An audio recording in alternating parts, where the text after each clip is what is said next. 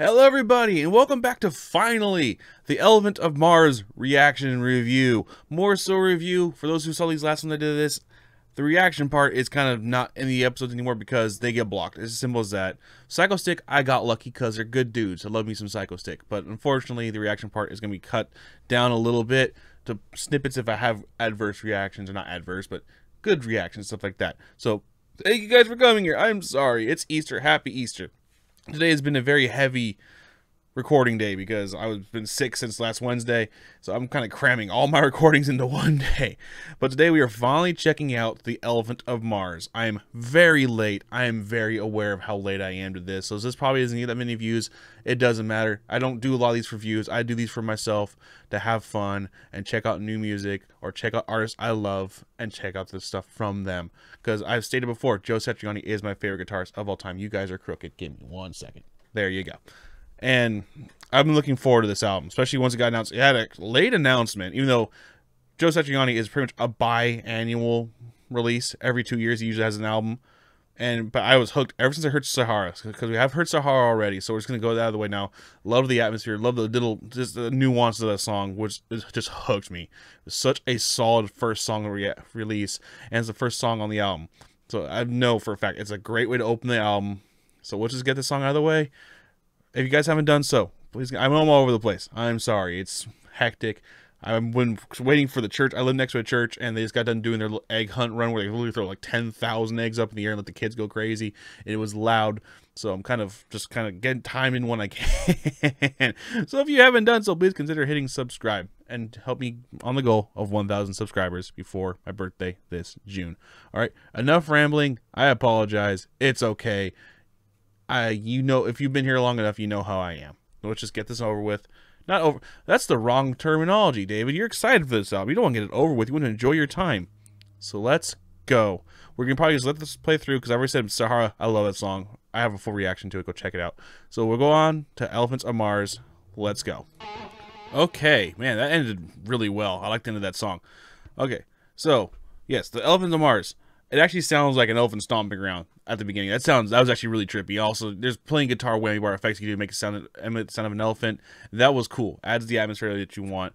Along with the continue from the first song, Sahara, of the kind of the Middle Eastern feel to it. And it's cool. Kind of just made me think. I was actually watching Aladdin the other day and kind of put me in that mindset of watching Aladdin again. It was cool. It just added great atmosphere. That's what you want, especially from instrumental music. You need atmosphere, as there's no lyrics or anything for it to attach you. You need to build off the atmosphere, and that is exactly what the song did. Along with the really kind of abrupt, trippy middle section where it kind of slowed down, got really quiet. It was a little abrupt shift to there, but it was cool. It wasn't like, you know, abrupt and then just like slapped you with something totally different. It wasn't good. It was still enjoyable. That part I liked. And the instrumentation during the solo bridge section was really interesting. I think that was bass, but it could be something else. It didn't sound like bass, but it was low ends. It could be some kind of pipe instrument, the slapping pipes. I don't know what they're called. I'm sorry. But that part was actually really cool. I liked that. And then the solo was amazing, as what you would expect. But it was kind of the last album, Shockwave Supernova. I believe that was the last album. I could be getting my albums mixed up. But that album was, like, as I said, I remember that review was, again, 2 years ago. That was definitely my least favorite of the recent Satriani albums, because nothing stood out. And so far, honestly, the first 2 songs have already stood out more than that entire album did. And don't get me wrong, I like it a lot. I still really love it because I love Satch. But he's been on some really good kicks lately, but last one was a dud. So far, so good on this one. And the song ends, like I said at the beginning of this little section, was a frantic fury of awesomeness, and I'll take that any day of the week. So it's a good start. Good 1-2 punch at the beginning. The next track is Faceless. Some people wish I was faceless. Sometimes I wish I was faceless. Let's keep going.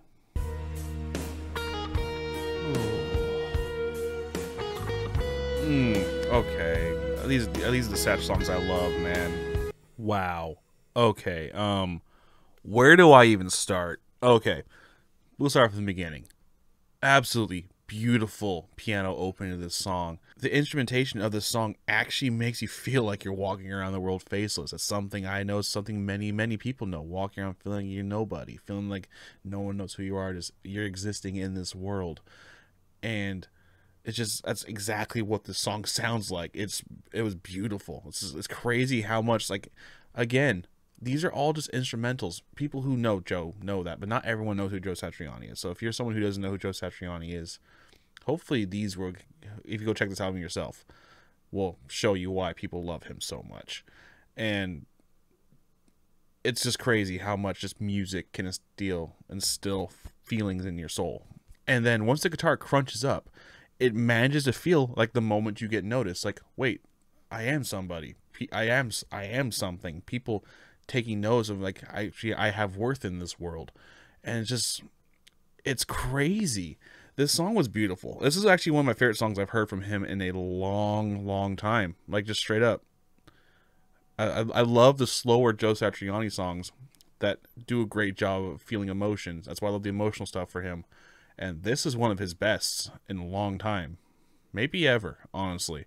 This is initial reaction, I know. So maybe if he listens, I'll, compare it to other stuff. But off first reaction, this is one of the best ones I've heard from him ever. That was an amazing song. I loved everything about that. But alas, we must move on. The guy's on his moped outside. I hear him rolling around the neighborhood. Go away. You're ruining the moment. Next song is Blue Foot Groovy. I think we've safely gone away from the Sahara. But then again, you got blue feet in the desert, I guess. Especially at nighttime. It gets cold there. Alrighty then.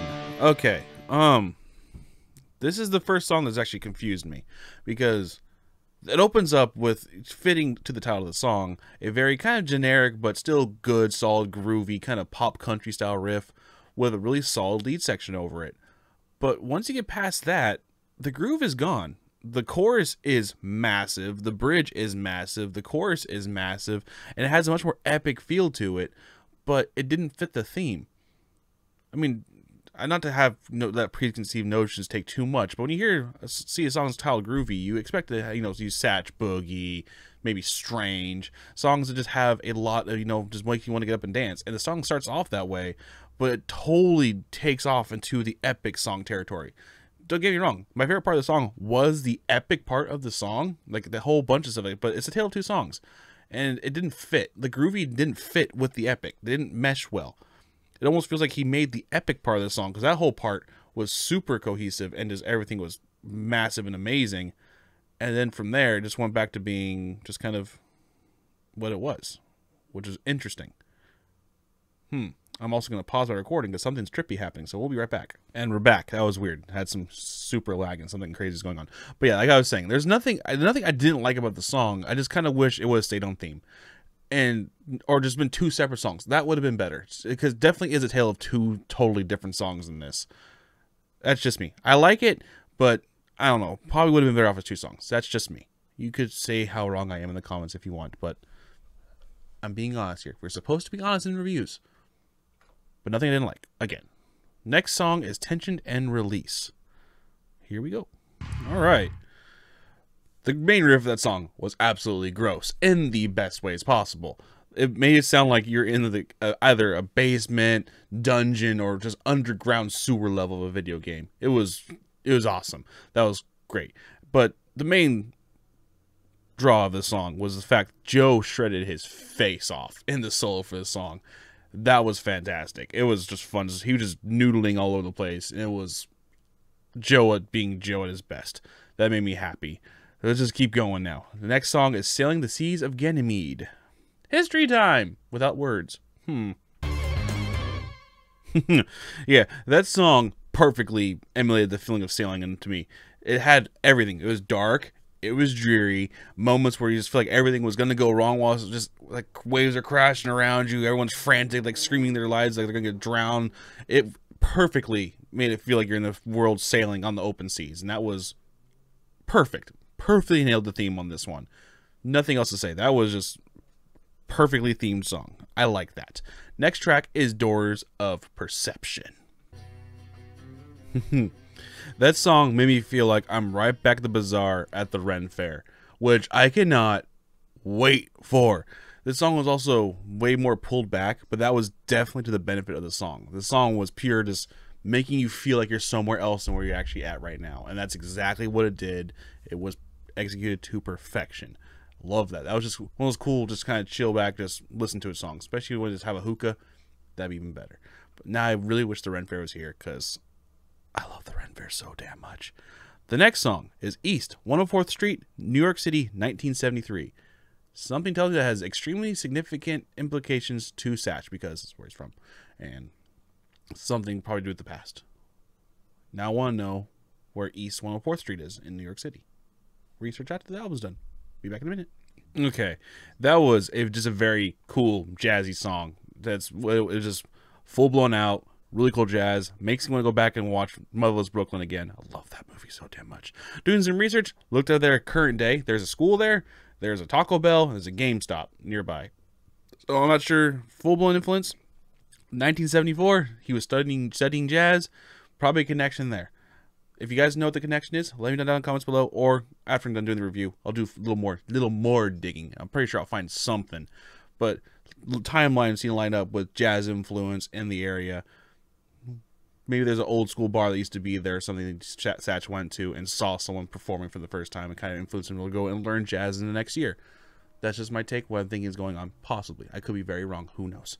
But that was a cool song. I liked that quite a bit. Jazzy Satch is nicey Satch. The next track is Pumpin'. I know something else is Pumpin'. Sounds weird. Let's go. Fitting to the title, that one was way more upbeat, especially from the get-go. And the bassist was clearly having the bulk of the fun to kick this one off. There's some really trippy kind of synth pedal stuff going on in the middle too. That or the synth player is just having fun. Either way, I need to get myself a synth pedal. That song brought the energy fitting to the title, Pumpin'. And it's a good soul track. That was definitely, if you need to go pick it up at the gym, throw that one on the playlist. That one will get you going. That was a fun track. Next track is Dance of the Spores. Hopefully Miss Ivy is not going nuts again.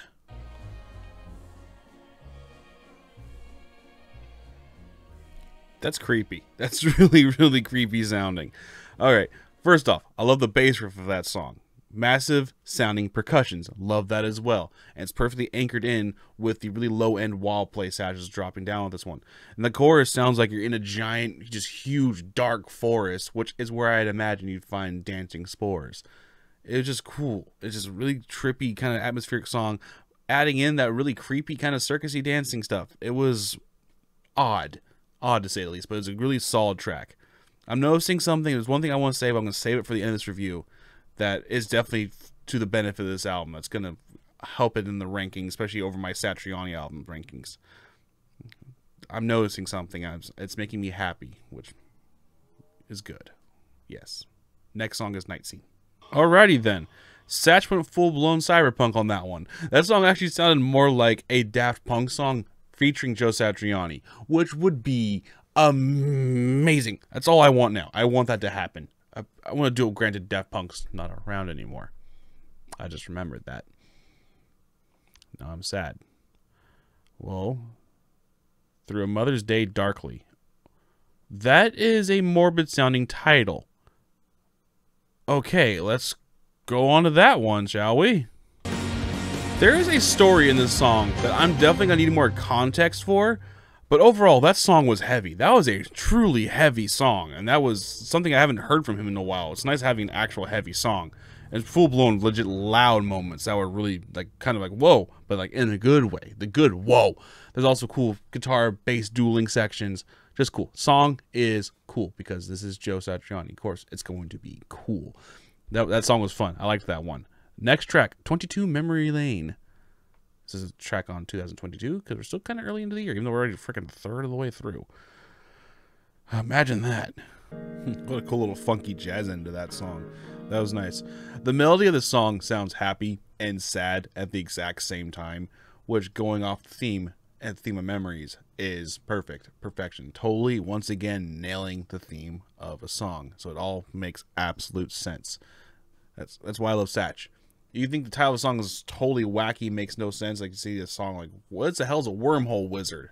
And you go back and listen to the track, and oh, I now know what a wormhole wizard is. It's an odd example, but that's the first song that popped in my head. I love that album so much. That song was cool. That was just, it, again, perfectly encapsulates the title of the track. And the last track of the album, Desolation of Smaug. Okay, maybe not, but let's go. That'd be funny. Actually, just hear Smaug talking. That'd be great.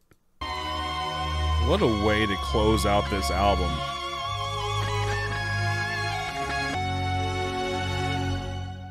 Man, that ending was freaking bonkersly beautiful. Yeah, to cap off an album with the title Mars in it, or with the word Mars in the title, closing with a space opera, perfection. Okay. What I want to say, also, I want to correct something. Shape-shifting was the last Satch album. One thing I want to say about this album is why I think this ranks near the top of my Satriani albums. This one, by far and away, to me, has the most thought put into it, is what it sounds like, since easily 2010. You know, Wormhole Wizards, Black Swan, that album, which is still one of my, that's probably actually my, no, Flying Illusion is still probably my favorite album, but it's up there. This one is up there with it, because sounds like the most cohesive and thought out album. Like, it doesn't just sound like a bunch of songs they wrote in the studio and put them together. This one just sounds like they actually took time to write each song and actually, like, I'm not going to say, like, oh, we never put effort in songs. If you listen to the last few albums, they sound like you're just writing songs, having fun writing albums. This one feels extremely thought out. And just, each song is excellent and just constructed really well and is diverse. It's not just, you know, opening with a little rhythm, let the lead go in, have a big chorus, straight little bridge, bring back the chorus melody again, and then either end it with a rhythm out or just do something at the end to make it different. This whole album is just complex and super thought out, and I adore it. This album's getting first class, most definitely, and it's one of the best I've heard this year. I love me some Joe Satriani, so I'm a little biased because he's one of my favorite artists, but I'm comparing it to his last efforts, and this one since Black Swan Wormhole Wizards is definitely the best one since then. Not saying the other albums are bad, again, at any stretch of the mind. Just this album just feels like it has much more substance, and it's kind of it's crazy. It also shows you that Satch is not running out of ideas anytime soon, which makes me very happy. So we can hopefully keep getting Satch albums, because he's getting up there, but he's not retiring. Thank God. No word of that. I'm just thinking because, you know, so many freaking bands are retiring or something else these days, that the fact he's still going strong, and this one to be one of his best ones in my opinion in a long time, it's crazy. This album was so good, man. So if you want to go check it out yourself, again, I'm not showing any music in this one for the most part, except for certain little tidbits here and there, because I don't want having issues with the video getting blocked. I also want you guys to experience these albums yourself. I don't want to be an outlet for you to come listen to music and then not have to go support the artist. So please go support the artists yourselves as well. Show them your love. Just check this one out. This one is definitely highly recommended in my book. Please go show Satch your love. Man, this album was good. All right, guys. Man, I'm blown away. Love you guys. If you haven't done so, again, please consider subscribing. Goal of reaching 1,000 subscribers. Patreon.com/Fenrirock. You want to help support the channel directly. I'm a guy doing this all by himself, and I need help. I want to help improve the channel, make it better, and I can't do that without your help. So, love you guys so much. Name's David, but you can call me Fenrirock. Take care.